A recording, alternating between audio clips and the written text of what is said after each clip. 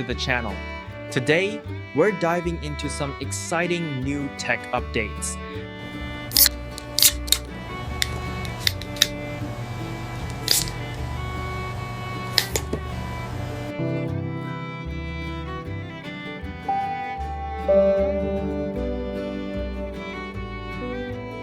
I don't know, it's like a weird feeling. Like, it's not like I'm sad, but it's not like I'm happy either.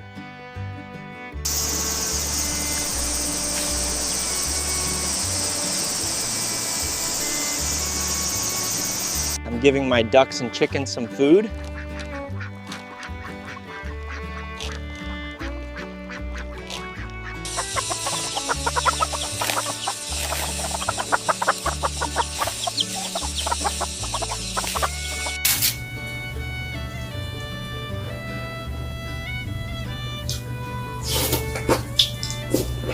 It's like my words don't matter, and that's not okay.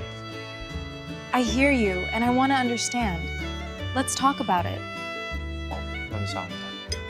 So I think that for me is the most important thing to make sure that they understand. The sterile scent of the hospital lingered in the air, sharp and unforgiving, as a worried mother clutched her daughter's small hand.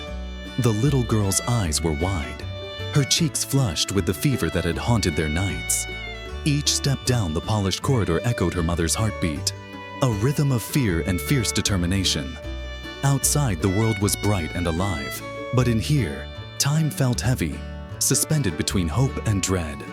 A nurse guided them to a narrow room where the light was too bright, the walls too white. The mother sat her daughter on the edge of the examination table, whispering reassurances that sounded more like prayers. The child's tiny fingers curled around the edge, her bare feet swinging above the floor, unaware of the weight her mother carried. The doctor entered, his eyes kind but cautious, and began his careful inspection. He pressed gently on the girl's fingers and toes, frowning slightly as she flinched at his touch. "They're itchy," he murmured, his voice low but edged with concern. The mother swallowed hard, memories flashing of the late-night cries she couldn't soothe, the restless tossing in bed. The doctor's hands moved with practiced care, but his silence spoke louder than words. Finally, he looked up, his expression softening. "It's an infection," he said quietly, likely from sucking her fingers while teething. Relief and worry collided in the mother's chest. Relief that it wasn't worse. Worry about the unseen battles still ahead. He wrote out a prescription, the scratch of his pen loud in the room's stillness, then handed her 2 small bottles of medicine. One for her feet, one for her fingers. He instructed, "Apply them 5 or 6 times a day. It's not serious, but don't delay." The mother nodded, her grip tightening on the bottles as though they were lifelines. She thanked him, her voice trembling, and gathered her daughter into her arms. Outside the window, the day seemed to go on as usual. People walking, cars passing. But for her, everything had shifted. They left the hospital, the mother's steps quick and purposeful. The city streets felt different now, as if everyone she passed could sense the quiet storm in her heart. She kept her daughter close, promising silently that she would do whatever it took to protect her. The child, oblivious to the weight of adult worries, pointed at a passing kite and giggled. The sound was fragile, but healing. Back at the hotel, bags were packed in hurried silence. The girl's father, her mother's ex-husband, moved stiffly, his hands lingering on small items that reminded him of a life he had abandoned. His mother, older now and weathered by time, watched him with eyes that saw too much. The drive back to the countryside would be long, but the conversations waiting there would be longer still. When they reached home, the familiar creak of the wooden floor greeted them. The man approached his mother hesitantly, pouring her a cup of water before sitting down. He spoke of work, long hours, little pay, distant cities, but behind his words was an ache he could no longer hide. His mother listened, her face unreadable, the air thick with things left unsaid. Then her question came, sharp and unavoidable. "Have you found someone new?" He shook his head, eyes lowering. I can't forget her, he confessed. The words trembled between them like a fragile bridge over old wounds. His mother's lips tightened, her silence a judgment heavier than any scolding. He went on, his voice rough with emotion. She just had a baby, he admitted. My baby, my son. His mother's gaze sharpened, anger flickering behind her calm mask. You left her, she said flatly. You broke her, and now you think you can walk back into her life. The weight of her words landed like stones, but he did not look away. I need to try, he whispered. I need to make it right. His mother stood abruptly, her chair scraping the floor. No, she snapped. You've done enough damage. Don't drag her back into your failures. But he could see the faint tremor in her hands, the sign that beneath her anger was a pain she dared not show. Night settled over the countryside, wrapping the small house in shadows. The man lay awake, staring at the ceiling, haunted by memories of the woman he had wronged and the child he had never held. Regret gnawed at him, a relentless reminder of choices made too easily and promises broken too quickly. At dawn, he rose without a word, his decision burning bright and reckless. His mother watched him go, her heart torn between fear and a hope she couldn't extinguish. He drove for hours, the road stretching endlessly before him, until the farmyard came into view, the place where his past and future collided. He found her there, tending to the chickens, her movements calm but distant. The little girl spotted him first, her eyes lighting up as she ran toward him. The sound of her laughter pierced the years of silence, and for a moment, the world seemed to forgive him. He lifted her into his arms, holding her as if he could catch up on every missed heartbeat. The woman, his ex-wife, watched from a distance, her expression unreadable. He approached slowly, setting the child down before offering to feed her, to give her a moment of rest. The simple act of handing her a bowl of porridge felt monumental, a fragile step toward redemption. Somewhere beyond the horizon, the future waited, uncertain and unforgiving. The next morning dawned gray and quiet, the kind of sky that seemed to hold its breath. In the small farmhouse kitchen, the woman moved silently, her hands steady as she prepared breakfast. The man sat at the table, shoulders hunched, the weight of regret hanging over him like a storm cloud. The little girl hummed to herself as she played on the floor, blissfully unaware of the fragile tension between her parents. He cleared his throat, breaking the brittle silence. Thank you for letting me stay last night, he said softly. She didn't look up from the bread she was slicing. It wasn't for you, she replied, her voice even. It was for her. Her words cut deep, but he knew he deserved worse. Outside, the sound of chickens scratching in the dirt filled the air, grounding them in the simplicity of farm life. Yet, the simplicity felt like a lie, a mask over complicated wounds. The man rose from his chair and knelt beside his daughter, handing her a small wooden toy he had whittled during sleepless nights on the road. Her eyes lit up, and for a moment, the past faded. Later, while the little girl napped, he followed the woman out to the chicken coop. She scattered feed with practiced motions, her face calm but distant. I know you don't trust me, he began, his voice low, but I'm here now. I want to help. She didn't turn toward him. Wanting and doing are different things, she said. You've wanted before, and look where it left us. He stood silently, the clucking of hens filling the space between them. The air smelled of hay and rain-soaked earth. His fingers twitched with the urge to reach for her hand, but he stopped himself. Some bridges couldn't be rebuilt in a day. By midday, his mother arrived at the farm, her face a mixture of anger and worry. She carried a bag of vegetables and the unspoken words of 1,000 sleepless nights. When she saw him, her expression hardened. You're reckless, she hissed quietly. You think showing up erases everything? The woman wiped her hands on her apron stepping between them. "He's here to see his daughter," she said calmly. The older woman shook her head. "A daughter needs stability, not chaos." The words hung in the air like thunderclouds, and for a moment, even the wind seemed to hesitate. That evening, they sat at the worn wooden table. The little girl perched on her father's lap as he helped her eat. The sight softened something in the woman's heart, though she fought to keep her expression neutral. The man fed the child spoonful by spoonful, his hands gentle, his eyes full of longing. It wasn't much, but it was a start. After dinner, the man offered to wash the dishes. The woman hesitated, then nodded, watching him scrub the plates with a focus that bordered on desperation. He was trying. She could see that. But trying didn't undo years of pain. The sound of running water and clinking dishes became a fragile lullaby, soothing and sad all at once. Later, under the pale glow of a single lamp, he sat with his daughter and read her a story. His voice was rough but tender, weaving tales of brave heroes and distant lands. The little girl clutched his sleeve, her eyelids drooping as she drifted into sleep. The woman watched from the doorway, a complicated ache filling her chest. When the child was asleep, he placed a blanket over her small body and turned toward the woman.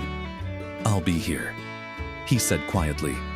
"For her, for you, if you'll let me." She didn't answer.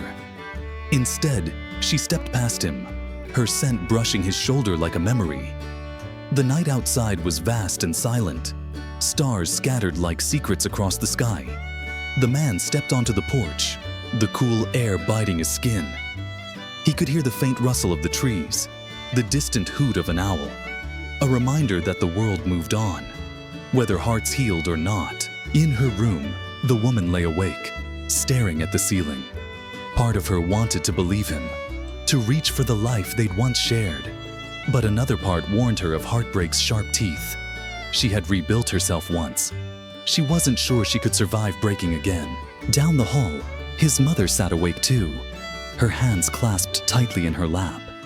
She loved her son, but she feared the damage he could cause. She knew how fragile trust could be, and how quickly promises could crumble. The quiet of the farmhouse was deceptive. It hid the storm, gathering beneath its roof. And as the wind picked up outside, rattling the windows, the man closed his eyes and whispered a silent vow to himself that this time he would not run. He would face the storm, no matter how fierce, for the sake of the little girl asleep inside and the woman whose forgiveness he still prayed for. Morning arrived with a thin veil of mist hanging over the fields, the farmhouse wrapped in a soft silence that felt almost fragile. The man woke first, his body aching from a restless sleep on the couch. He sat up slowly, the memory of yesterday's tension weighing heavily on him. The quiet house felt like a delicate glass sculpture. One wrong move, and everything could shatter. In the kitchen, he brewed tea, the kettle's whistle cutting through the stillness. The scent of leaves and steam mingled in the air, bringing a small measure of comfort. When the woman entered, her hair still damp from washing, she paused at the doorway, her eyes meeting his briefly before sliding away. "You didn't have to make tea," she said, her tone neutral. He offered a faint smile. "I wanted to. It's the least I can do." The little girl patted in on bare feet, rubbing sleep from her eyes. She climbed onto her father's lap without hesitation, her trust as pure as sunlight through a window. He held her gently, brushing a stray lock of hair from her face. For a brief moment, the past seemed to dissolve, replaced by the simple joy of a child's laughter. But the woman's guarded expression reminded him that forgiveness was not so easily earned.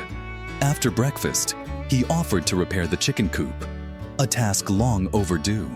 The woman hesitated but agreed, silently watching him gather tools from the shed. Outside, the air was cool and damp, the ground soft beneath his boots. As he hammered loose boards back into place, each strike felt like a small penance for the damage he had caused. The hens clucked around him, their simple world oblivious to the storm of human emotions nearby. While he worked, His mother arrived again, her face lined with concern.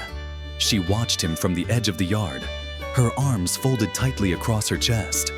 "You're stubborn," she said finally, her voice low but sharp. He looked up, meeting her gaze. "I have to be," he replied. "For her. For my daughter." His mother sighed, torn between anger and reluctant pride. By midday, the coop was repaired, and he returned to the house to find the woman tending to their daughter's bandaged fingers. The infection was healing, but the sight of the little girl's small hand wrapped in gauze stirred a fierce protectiveness in him. He knelt beside them, quietly asking if he could help. She allowed him to hold the child's hand, and for a moment, their eyes met, a flicker of shared worry passing between them like a fragile bridge. That afternoon, the three of them worked in the garden together. The woman pulled weeds, the man turned the soil, and the child chased butterflies through the rows of vegetables. The simple scene felt almost idyllic, but beneath the laughter and the hum of insects was an undercurrent of uncertainty. The woman's heart ached with the memory of broken promises, even as her hands found comfort in the familiar rhythm of planting. Later, as the sun dipped low and the sky blazed with orange and crimson, the man suggested they take a walk along the edge of the fields. The woman hesitated, then agreed, leaving the child with his mother. The evening air was cool, carrying the scent of wildflowers and distant rain. They walked in silence at first, their footsteps soft on the damp earth. Finally, he spoke, his voice rough. "I was a coward," he admitted. "I ran when I should have stayed. I hurt you in ways I can't undo." She didn't respond immediately. Instead, she looked out across the fields, the horizon stretching endlessly before them. "You can't erase the past," she said finally. "You can't walk back in and expect everything to be as it was." His chest tightened, but he nodded. "I don't expect it. I just want a chance to be better, to be the father she deserves, to be the man I should have been." The woman stopped walking, turning to face him. The fading sunlight caught her eyes, making them shine with unshed tears. "Do you understand what you're asking?" she whispered. "You're asking me to open wounds that barely healed. You're asking me to risk breaking all over again." He reached out, but stopped short of touching her. "I know," he said quietly, "but I'll earn it, however long it takes." A sudden gust of wind swept through the field, bending the tall grasses and scattering a few dry leaves at their feet. For a moment, it felt as though the world itself was holding its breath. The woman turned away, resuming their walk without another word, but her silence no longer felt like rejection. It felt like consideration, like the first crack in a wall that had stood too long. When they returned to the farmhouse, the little girl was waiting on the porch, her small face lighting up as she saw them together. She ran to them, her laughter ringing out like bells. The woman and the man exchanged a glance, brief, unspoken, but full of possibility. In that glance, something shifted. Not forgiveness, not yet, but perhaps the beginning of it. That evening, they shared a meal at the worn wooden table. The conversation was cautious but warmer, the air less brittle. The man helped wash the dishes again, and this time, the woman didn't look away when their hands brushed. His mother, watching quietly from her chair, allowed herself a small smile. Perhaps, she thought, some mistakes could be mended, not erased, but mended. Later, after the child had been put to bed, the woman stepped outside to gaze at the stars. The man joined her, standing a respectful distance away. The sky stretched wide and endless above them, a reminder of how small and fleeting their troubles were against the universe's vastness. "Thank you for staying," she said finally, her voice barely louder than the wind. He didn't reply. Words felt too fragile. Instead, he simply stood beside her, silent but steady. And as the night deepened around them, the farmhouse seemed less like a place haunted by regrets, and more like a place where hope could quietly take root again. The road ahead would not be easy, There would be mistrust, anger, and hard work. But in that moment, under the watchful stars, 3 hearts and an old farmhouse felt the first stirring of something fragile yet powerful. The possibility of redemption and the quiet courage to begin again.